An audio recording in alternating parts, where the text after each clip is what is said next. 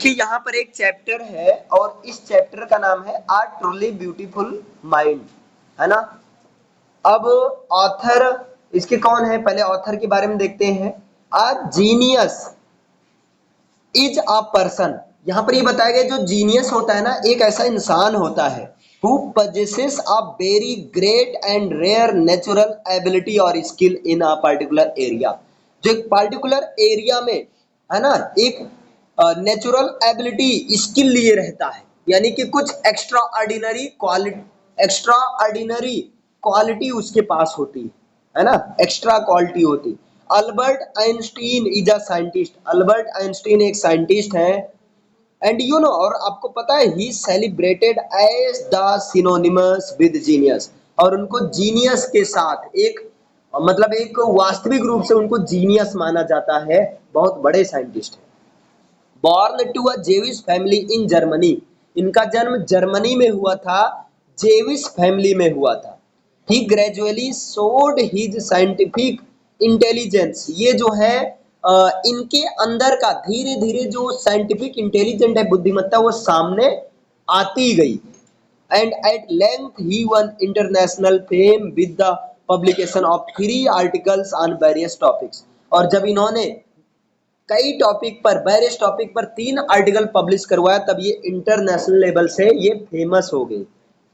He received a Nobel prize in 1921, और इनको 1921 में नोबेल प्राइज मिला। इसका मतलब समझ रहे हो, नोबेल प्राइज वर्ल्ड का बिगेस्ट प्राइज है, सबसे बड़ा पुरस्कार है। He advocated peace and democracy, इनको जो है इन्होंने शांति और लोकतंत्र का, इन्होंने ये विश्वास करते थे, उस चीज को दिया। आओ इनके बारे में पढ़ते हैं, है ना। Let's read more about the life of this genius, आओ इस जीनियस के बारे में कुछ और भी जानकारी पढ़ते हैं। अब ये कह रहे हैं, चलिए आते हैं हम लोग टेस्ट, लेकिन अब यहाँ लाइन बाय लाइन टेक्स्ट ना पढ़कर हम लोग पहले हिंदी में पढ़ेंगे। ओके, हिंदी के हेल्प से पहले इनके बारे में एक मोटा मोटा पता चल जाए, फिर इसके बाद में इंग्लिश को ट्रांसलेट कर करके आप लोग को मैं सिखाऊंगा, पढ़ाऊंगा, समझाऊंगा, क्योंकि ये चैप्टर बहुत अच्छा चैप्टर है, आइंस्टीन के बारे में, जिससे केवल भारत ही देश नहीं, पूरा जर्मनी में इनका जन्म हुआ था, सोचो। लेकिन इनको हर देश का लोग, हर देश का व्यक्ति जानता है। सोचो, जर्मनी के व्यक्ति, भारत में देखो कितने प्यार से नाम लिया जाता है, केवल भारत में नहीं, हर जगह नाम लिया जाता है। तो देखते हैं इनके बारे में। देखिए, हिंदी की हेल्प से आपको ध्यान से सुनना है, समझना है, बाद में मैं इंग्लिश की सहायता से पूरा ट्रांसलेट कर करके समझाऊंगा। ओके, देखिए, बिना किसी ऐसे संकेत के कि उसका महान बनना नियत है, अल्बर्ट आइंस्टीन का जन्म 14 मार्च 1879 को जर्मनी के उल्म शहर में हुआ था। ये चीज याद कर लेना, चाहो तो टिक भी कर लेना। अल्बर्ट आइंस्टीन का जन्म 14 मार्च 1879 को जर्मनी के उल्म शहर में हुआ था। इसके विपरीत उनकी माता जी ये सोचा करती थी, अब देखो अल्बर्ट आइंस्टीन के बारे में आज सच्चाई पता चलेगी। इनकी मम्मा जी ये सोचती थी कि अल्बर्ट जो है सनकी है, अल्बर्ट आइंस्टीन क्या है, सनकी है, और उनको माता जी को उसका सिर बहुत बड़ा प्रतीत होता है। मतलब जब इनकी माता देखती थी इनको, तो उनको लगता था कि हमारे बेटे का सिर बहुत बड़ा है और लगता ही बहुत सनकी है। आपकी मम्मा तो ऐसी नहीं सोचती ना, आपकी मम्मा कितनी अच्छी मम्मा है ना। आगे देखते हैं। 2.5 वर्ष की अवस्था तक भी आइंस्टीन बोलता नहीं था, 2.5 साल तक आइंस्टीन नहीं बोलता था, और जब, है ना, बोलना नहीं सीखा था। बताओ, 2.5 साल हो गया आइंस्टीन बोलना ही नहीं सीखा, और हम लोग आजकल के बच्चे 1 ही साल पर बोलने लगते हैं। आगे देखिए, और जब अंततः उसको उसने बोलना सीखा भी, तो भी वह सब कुछ 2 बार बोलता था। आइंस्टीन साहब सब कुछ 2 बार बोलते थे। आइंस्टीन को दूसरे बच्चों के साथ व्यवहार करना नहीं आता था, और उसके साथ खेलने वाले बच्चे उसे ब्रदर बोरिंग, उबाऊ भाई कहते थे। ये कहते थे भाई इनके साथ बोर हो जाते हैं, ब्रदर बोरिंग। इसलिए वह छोटा बालक अधिकतर समय अकेला ही खेलता था, इसके साथ कोई खेलता ही नहीं था, क्योंकि ये किसी बात ही नहीं करता था, तो अकेला ही खेलता था। आगे देखिए, उसे विशेषकर तकनीकी यानी कि मशीनी खिलौने ही अच्छे लगते थे। जो तकनीकी खिलौने होते थे, टेक्निकल टॉयज, वही अच्छे लगते थे। कहा जाता है कि अपनी नवजात बहन माजा को देखकर, मतलब अपनी बहन को, जब इसकी बहन पैदा हुई तब उसको देखकर इसने कहा था बढ़िया, लेकिन इसके पहिए कहाँ हैं। अपनी बहन को देखकर कहा कि बढ़िया तो है लेकिन पहिया कहाँ है, ये कैसे चलेगी। आगे देखते हैं इनके बारे में। आगे देखिए, प्राचीन गणित के इतिहासकार ओटो न्यूगे बार ने, कौन, ओटो न्यूगे बार ने, जो कि गणित के इतिहासकार थे, बालक आइंस्टीन के विषय में एक कहानी सुनाई। इनके बारे में क्या कहानी सुनाई गई थी कि वह किसी दंत कथा सा लगता है। उसने कहा था ये कोई कथा सा लगता है, किंतु यह पूर्णतः प्रमाणिक लगती है, क्योंकि उसने देर से बोलना प्रारंभ किया था, इसलिए उसके माता पिता बहुत ज्यादा चिंतित रहते थे। और अंत में एक रात रात्रि भोज की मेज पर, मतलब ये आइंस्टीन साहब कभी बोलते नहीं थे, लेकिन एक रात ये रात को टेबल पर बैठकर खाना खा रहे थे, है ना।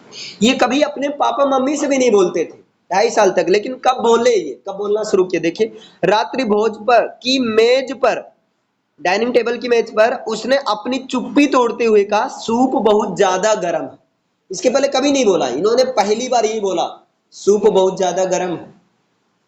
अत्यधिक चिंता मुक्त होते हुए उसके माता पिता ने उससे पूछा कि तूने पहले कभी भी एक शब्द क्यों नहीं बोला। इसे पूछे, आज बोल रहा सूप बहुत गर्म है, इसके पहले तुमने क्यों नहीं बोला। अल्बर्ट ने तुरंत उत्तर दिया, इसलिए क्योंकि अब तक सब कुछ व्यवस्थित था। मतलब अल्बर्ट को 2.5 साल तक, या ये इसके पहले तक इनको सब कुछ अच्छा लगता था। आज सूप गर्म है तब इन्होंने कहा देखो मम्मी सूप बहुत गर्म है, तब आइंस्टीन बोले इसके पहले कहीं नहीं बोले। तब ये कह रहे अब तक तो सब सही चल रहा था ना, लेकिन आज गर्म हमें दे दिया गया, अब गर्म पी थोड़ी पाएंगे। आगे देखिए क्या है। एक बार, ये तो एक कहानी हो गई इनकी, अब आगे कहानी सुनो इनके बारे में। एक बार एक प्रधानाध्यापक ने उसके पिता को बताया था कि आइंस्टीन व्यवसाय के रूप में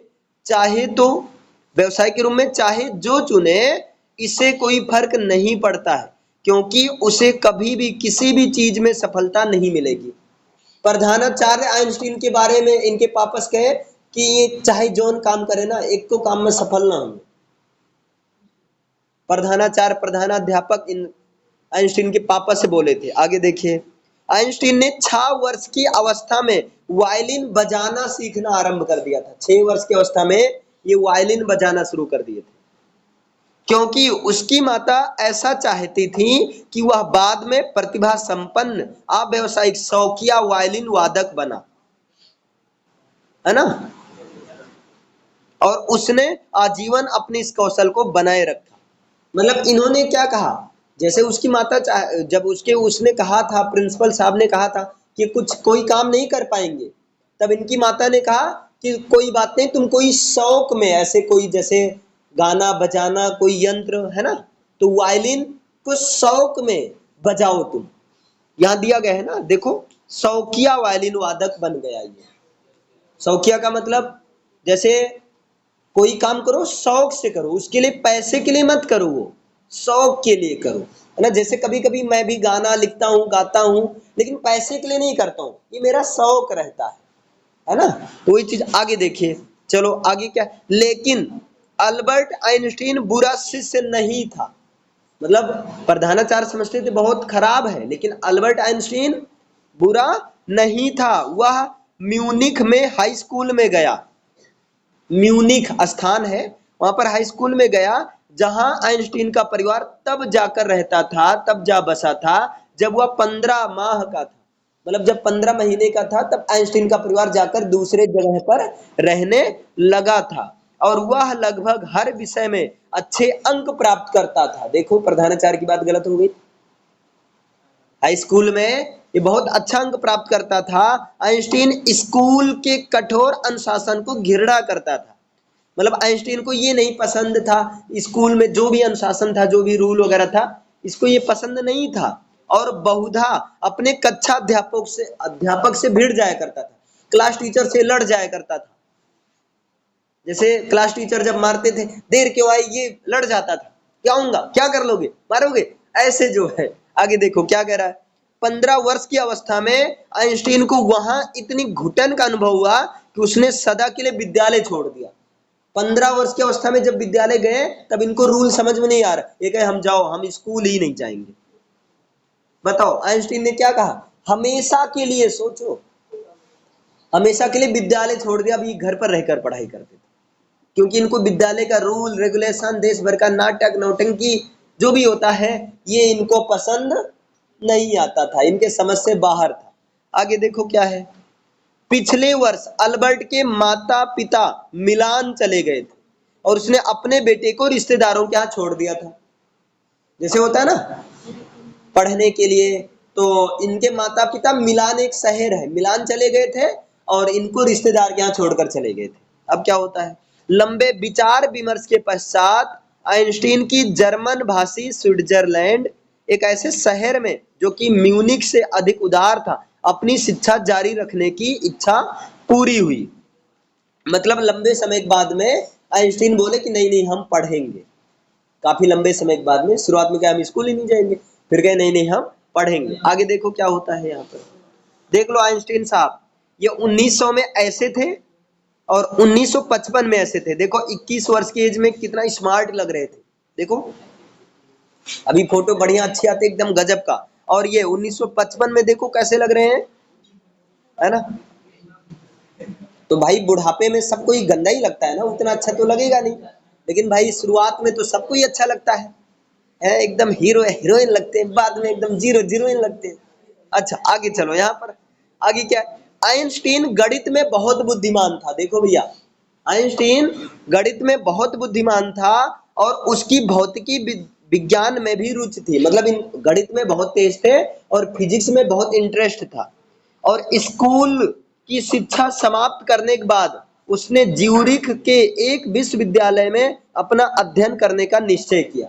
बाद में स्कूल ये गए थे, लेकिन जब स्कूल की शिक्षा समाप्त हो गई, तब ये क्या हुए, एक विश्वविद्यालय में कहे कि अब हम विश्वविद्यालय में क्या करेंगे, पढ़ाएंगे। अब बताओ, ये विश्वविद्यालय में पढ़ाने के लिए सोचे, लेकिन विज्ञान एकमात्र वस्तु नहीं थी जो उस वालरस की सी मूंछों वाली उत्साही नवयुवक को आकर्षित करती थी। अब आगे क्या होता है, उसने अपनी एक सहपाठी छात्रा, आप देख रहे हो उनका, उसने अपनी एक सहपाठी छात्रा मतलब लड़की मिलेवा मैरिक जिसे उसने चतुर प्राणी पाया था, मैं भी रुचि ली। मतलब जैसे इनको कोई ये बुद्धिमान नहीं कहता था, लेकिन इनकी एक दोस्त थी, उनका नाम नहीं नहीं इनकी एक छात्रा थी, स्टूडेंट थी, है ना, और उनकी स्टूडेंट का नाम क्या था, मिलेवा मैरिक। उसने, है ना, बहुत चतुर पाया था, मतलब उसमें रुचि थी। आइंस्टीन को किसमें रुचि था, अपने स्टूडेंट्स में। आगे जो बहुत चतुर थी, यह युवा सर्व स्विट्जरलैंड इसलिए आई थी ये लड़की, क्योंकि आइंस्टीन का विश्वविद्यालय यूरोप के उन थोड़े से विश्वविद्यालय में से एक था जहां स्त्रियां उपाधि ले सकती थी। मतलब पहले स्त्रियों को हर जगह, हर विश्वविद्यालय में उपाधि नहीं मिलती थी, है ना, लड़कियों के लिए शिक्षा उतना ज्यादा नहीं था, तो ये इसलिए यहाँ पर पढ़ने आई थी ताकि इनको उपाधि मिल सके विश्वविद्यालय की। और यहाँ पर आइंस्टीन साहब पढ़ाते थे और ये लड़की बहुत तेज थी, आइंस्टीन को लगा कि भाई, तो आइंस्टीन थोड़ा सा इंटरेस्ट रखते थे। आगे देखिए, आइंस्टीन को उसमें फिलिस्टीन्स उसके परिवार में, है ना, उसमें फिलिस्टीन्स उसके परिवार में और विश्वविद्यालय में उन्होंने अपने प्रेम को विज्ञान नहीं विश्वविद्यालय में वे लोग जिनके साथ वो निरंतर अहिंसा के विरुद्ध एक मित्र दिखाई दिया। मतलब आइंस्टीन और इन दोनों के बीच धीरे धीरे फ्रेंडशिप होती गई, है ना। आगे क्या हुआ, इस युगल को प्रेम हो गया, अब इन दोनों को प्रेम हो गया भैया। वे पत्र हैं जिनमें उन्होंने अपने प्रेम को विज्ञान और सहानुभूति का मिश्रण करते हुए लिखा है। अब आइंस्टीन प्रेम पत्र में क्या लिखे हैं, देखो आइंस्टीन ने लिखा कितना प्रसन्न एवं गौरवान्वित मैं होऊंगा जब हम दोनों सापेक्षता के अपने कार्य को सफल निष्कर्ष तक ले जाएंगे, तब हम लोग कितना प्रसन्न होंगे।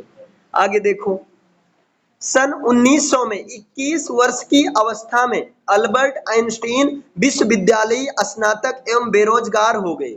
अब भैया 1921 में ये क्या हो गए, विश्वविद्यालय स्नातक ले लिए, है ना, और ये बेरोजगार हो गए।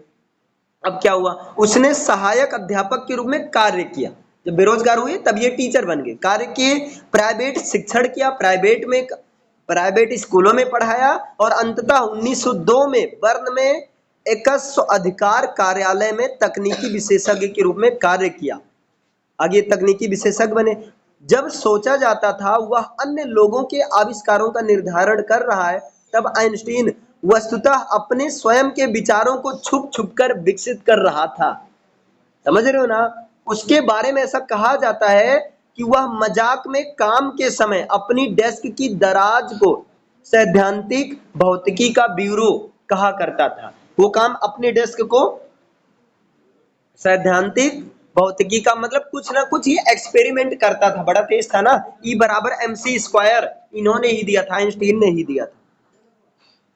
1905 के प्रसिद्ध पत्रों में से एक आइंस्टीन की सापेक्षता का विकसित सिद्धांत था, जिसके अनुसार समय और दूरी निरपेक्ष नहीं है। वस्तुतः दो पूर्णतः सटीक घड़ियां एक ही समय नहीं बताएंगी, है ना।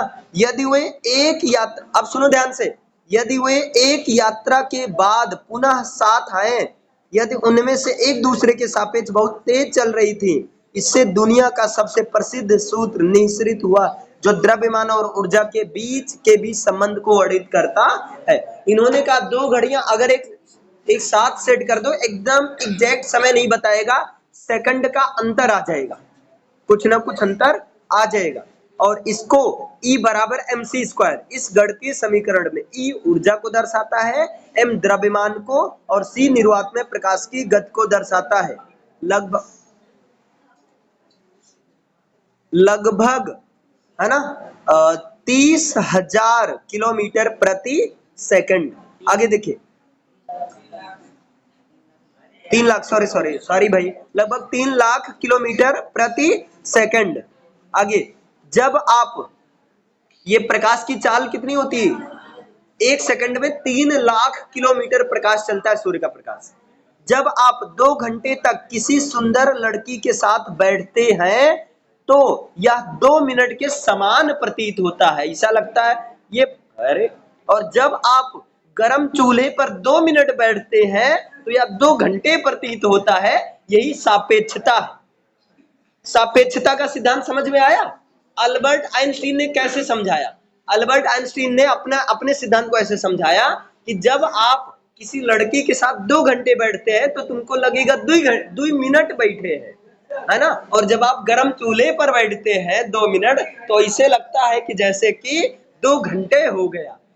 इसी को कहते हैं सापेक्षता का सिद्धांत। किसने दिया, अल्बर्ट आइंस्टीन ने दिया। आगे देखिए, जब आइंस्टीन भौतिकी की सबसे कठिन समस्याओं को हल कर रहे थे, तब उनका व्यक्तिगत जीवन असफल होता जा रहा था, और अल्बर्ट अध्ययन समाप्त करने के बाद ठीक बाद, सुनो इधर,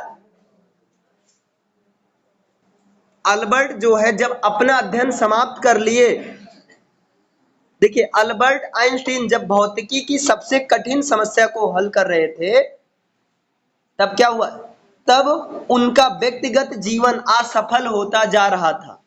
अल्बर्ट अध्ययन समाप्त करने के ठीक बाद मिलेवा से विवाह करना चाहते थे, विवाह तक बात पहुंच गई। आगे देखो, किंतु उनकी माता इसके विरोध में थी, उनकी माता मना कर दी, नहीं शादी नहीं होगी। अल्बर्ट की माता, अब देखो, वे सोचती थी कि मिलेवा जो कि उसके पुत्र से 3 वर्ष बड़ी थी, मिलेवा पुत्र से 3 वर्ष बड़ी थी, मतलब लड़की जो है ये पढ़ने गए थे वहां पर, और वो मैडम साहिबा थी। आगे देखो, उसके हिसाब से बहुत बड़ी है, और वे मिलेवा की बुद्धिमत्ता से भी चिंतित थी, है ना। वह तेरी ही तरह पुस्तक है, मतलब मिलेवा भी बहुत चालाक थी, बुद्धिमान थी, आइंस्टीन भी थे। आगे देखो, अब नहीं मिलेवा स्टूडेंट थी, सॉरी इसके लिए, मिलेवा स्टूडेंट ही थी लेकिन बड़ी थी उम्र में। उसकी माता ने कहा उसकी माता ने कहा कि वह तेरी ही तरह पुस्तक है, तू जैसे एकदम पुस्तक में बझा रहता वैसे वो भी पुस्तक है, तो काम खाना पीना कौन बनाएगा। आगे आइंस्टीन ने विवाह को टाल दिया। अब आइंस्टीन कहे ठीक है भाई, बहुत प्रयास किए लेकिन नहीं हुआ। आगे देखते हैं क्या होता है। इस युगल ने मतलब इन दोनों ने अंततः जनवरी 1903 को विवाह कर लिया, माने नहीं, और उनके 2 पुत्र हुए। लेकिन कुछ वर्षों बाद विवाह में दरारें आ गईं। मिलेवा इसी बीच अपनी बौद्धिक उच्चाकांक्षा को खोने लगी। अब झगड़ा होने लगा और मिलेवा का जो महत्वाकांक्षा था अब खोने लगी और उदास गृहिणी बनने लगी, है ना। वर्षों की निरंतर लड़ाई के बाद इस युगल ने अंत में 1919 में संबंध विच्छेद कर लिया, डिवोर्स हो गया। आइंस्टीन ने उसी वर्ष अपनी चचेरी बहन एल्सा से विवाह कर लिया। आगे देखिए, आइंस्टीन का नया व्यक्तिगत जीवन उनकी विश्व प्रसिद्ध के उत्थान के साथ प्रारंभ होता है। 1915 में उन्होंने अपना सापेक्षता का सामान्य सिद्धांत प्रकाशित किया, जो सिद्धांत दिया था 2 घंटा वाली कहानी, प्रकाशित किया 1915 में, जिसने गुरुत्वाकर्षण की नई व्याख्या दी। 1919 के सूर्य ग्रहण ने यह प्रमाण दिया कि यह सटीक है। आइंस्टीन ने पूर्व में ही उस विस्तार को सही गणना कर ली थी जिस तक कि कुछ निश्चित तारों से सूर्य के गुरुत्वाकर्षण क्षेत्र से होकर मुड़ जाएगा। समाचार पत्रों ने उसके कार्य को वैज्ञानिक क्रांति के रूप में घोषणा किया और यहीं से इनका ये प्रसिद्ध होते चले गए। आइंस्टीन को 1921 में भौतिकी के लिए नोबेल पुरस्कार मिला। उस पर सम्मानों की वर्षा हुई और उसे सारे संसार में निमंत्रण आने लगे। प्रेस द्वारा उसकी प्रशंसा की गई, सब लोग बुलाने लगे, आओ साहब मेरे यहाँ आओ।